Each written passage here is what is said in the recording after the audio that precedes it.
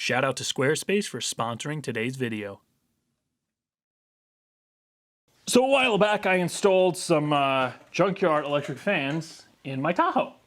And today they're getting one hell of an upgrade with a pair of $160 fan motors. And by upgrade, I mean repair. Because who would have thought my Junkyard fan motors are absolute trash.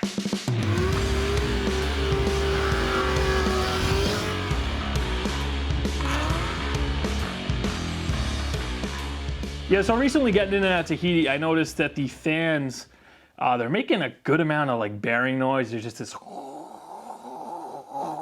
as they wind down. But yeah, I went online, I picked up a set of OEM motors. These things were 80 bucks a piece.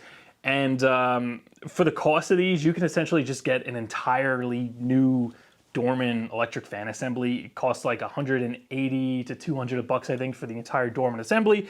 But at the same time, for 160, we're only getting the motors. These are OEM, and at the end of the day, we are going to essentially have a brand new OEM electric fan assembly. But before we can get to the Tahoe's fan motors, I need to get the Camaro out of here. I still have this thing apart when I did the intake, and the rear studs. I'll put a link to that video at the top of the screen. And this is essentially going to be a weird kind of hybrid video where I got my third-gen guys and I got my Tahoe guys being kind of forced to watch the same video. However, the way I title this, the third-gen guys probably aren't even going to click on it and know the Camaro's in it, and the Tahoe guys might just go ahead and either skip this video altogether or fast forward. Don't fast forward. So where we last left off, I pulled this all apart. My goal is to get the filter out of the bay into the fender so it stops sucking up that hot underhood air, and I cut this nice, somewhat square hole in the battery tray, well, the passenger driver's side battery tray. So what I ended up doing was going on Amazon and I picked up this rubber Edgeguard. I'm going to link this down in the description. And this is just going to clip on to, come on, focus, where's the spot? There we go.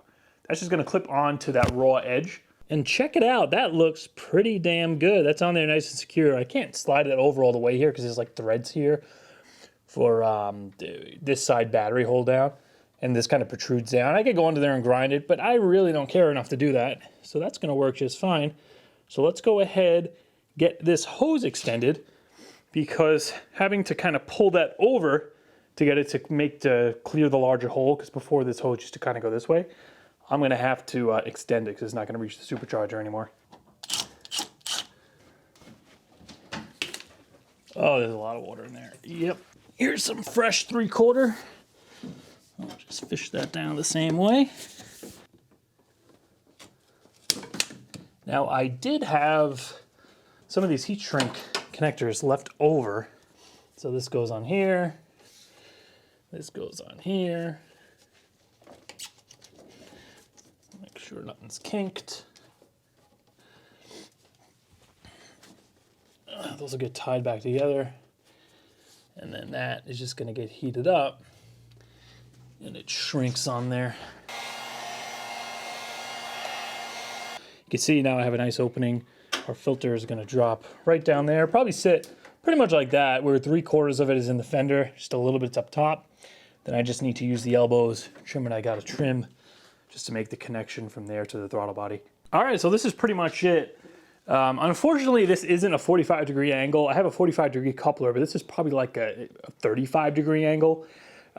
So if this coupler was on perfectly straight with each pipe, the filter would probably end up like somewhere over here. So what I did was I made these pipes long enough where they're far enough into each coupler where I can have these kind of on the pipe sideways to kind of tweak everything where I need it.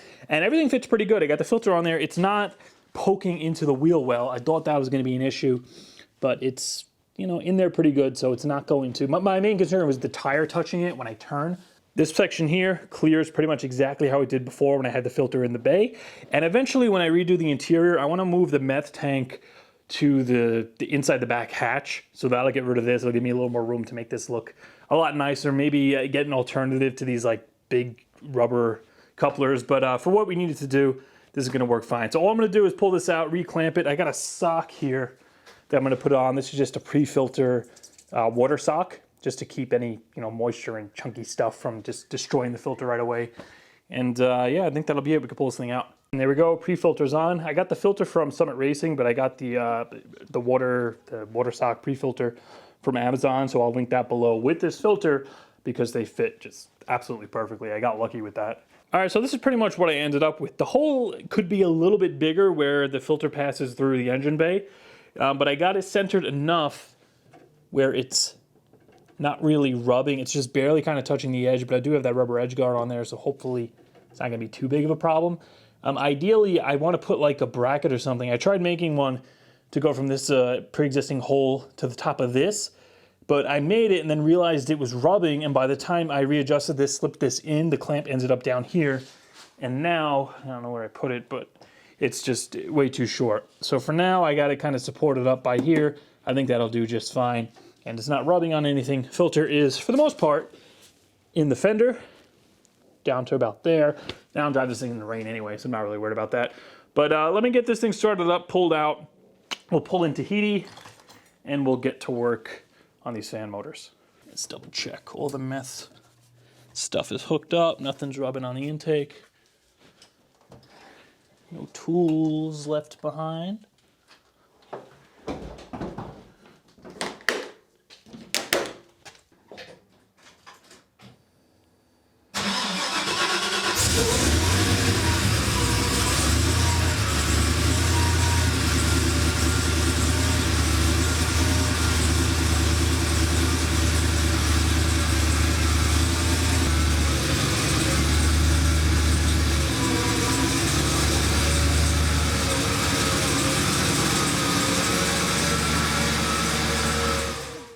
So I'm going to link the fan motors that I'm using down in the description, as well as the video when I converted from my clutch fan to my electric fans. That's going to be right at the top of the screen. And first thing we need to do is just get the shroud out. So we got two 10mm headed bolts going right through the top. I'm going to pull the intake tube, just pop this hose out of the way, take the two connectors off the fans, and they should slide right up and out.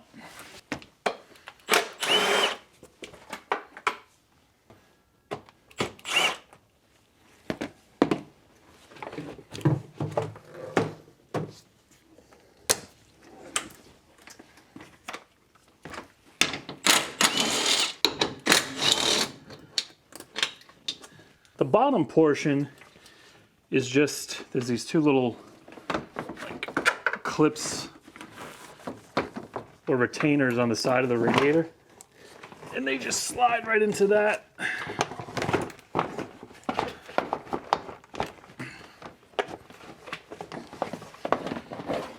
Okay.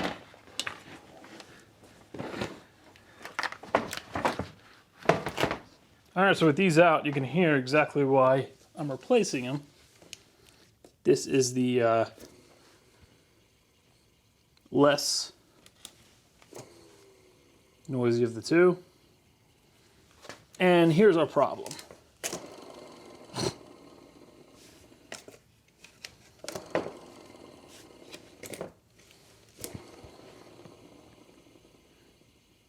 So I think first thing we got to do, I'm going to spray some PB Blaster on here. These got to slide off. I think that's the only thing holding the fans on. And then the screws, I believe they're going through the back underneath the fan into the shroud. Should be 3 on each fan motor. And yeah, that should be it. Hopefully they're going to come right out.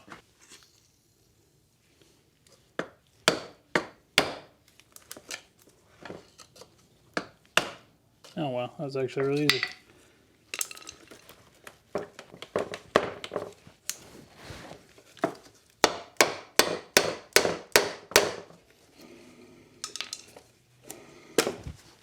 Oh, oh, oh. Ouch. Okay. That's one. Oh. And yeah, just, those look like 10mm.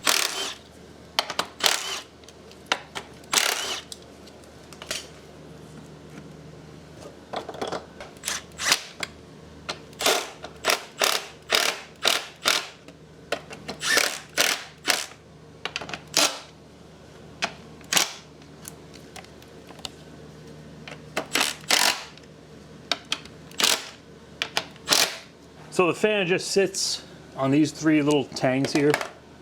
I'm just gonna get that to drop down in there. that, we gotta put our rusty retainer back on. I don't think, oh wow, okay. They do give you a nice new retainer, look at that.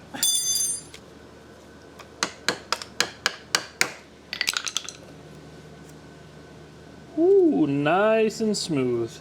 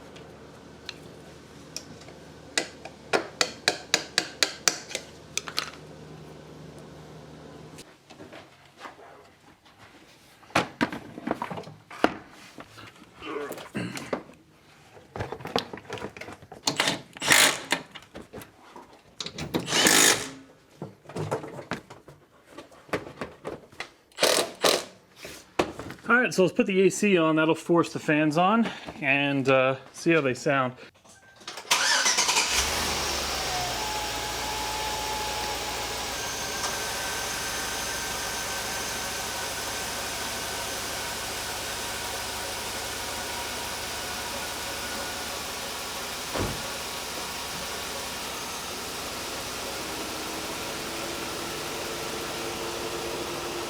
They're on.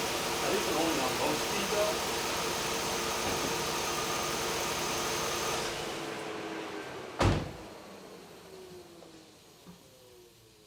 Oh yeah, that sounds a hell of a lot better. All right, the only thing I'm forgetting is I gotta just pop the engine cover back on.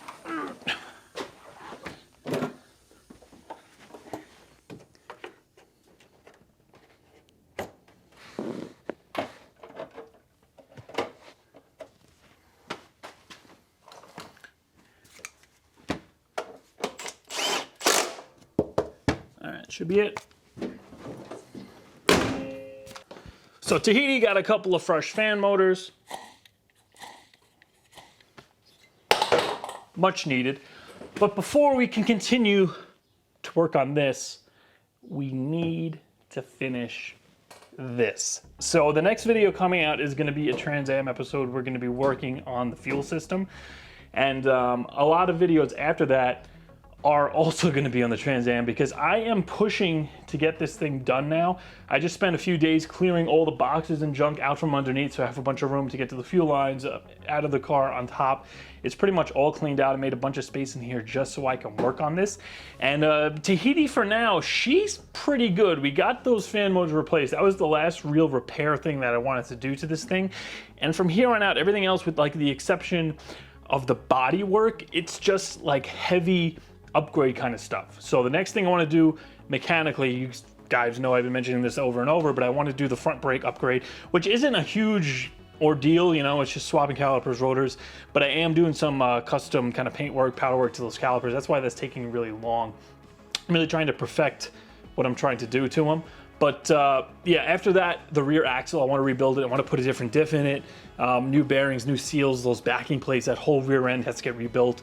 After that, I want to do probably like a transmission swap, engine upgrades, heads, cam, boost it, change some seals, whatever, refresh it. And to do all that stuff, I need the space, especially when it comes to the bodywork, to do the hood, the rockers. I need a place where I can pull the panel off, set it over here, get it where it needs to be, put it back on. So I can't do that with the Trans Am just sitting on jack stands. Plus I know a lot of you guys want to see this thing done. Obviously it needs to get done.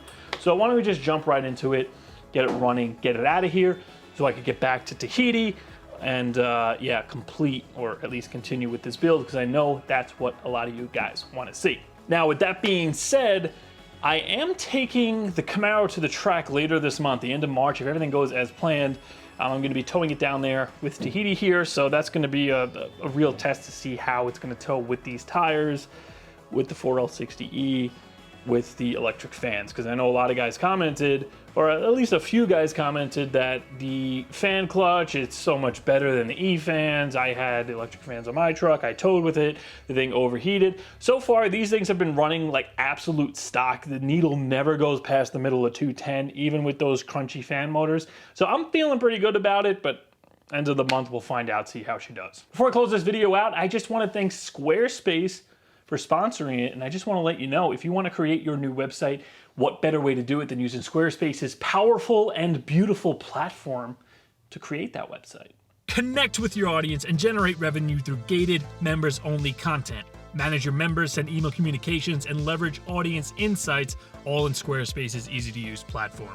Create a community on your Squarespace website with a fully integrated commenting system. This is going to have support for threaded comments, replies, and likes. You can use their powerful blogging tools to categorize, share, and schedule your posts as well. On top of that, you can extend Squarespace's already powerful e-commerce capabilities with Squarespace extensions. These are new third-party tools that can help you manage inventory, promote products, streamline bookkeeping, reconcile and file sales tax, plus ship items across the globe. To top it all off, you can display posts from your social media profiles on your website, so automatically push website content to your favorite social media channels so your followers can share it as well. Go to squarespace.com for a free trial, and when you're ready to launch, go to squarespace.com/LSXMatt to save 10% off your first purchase of a website or domain.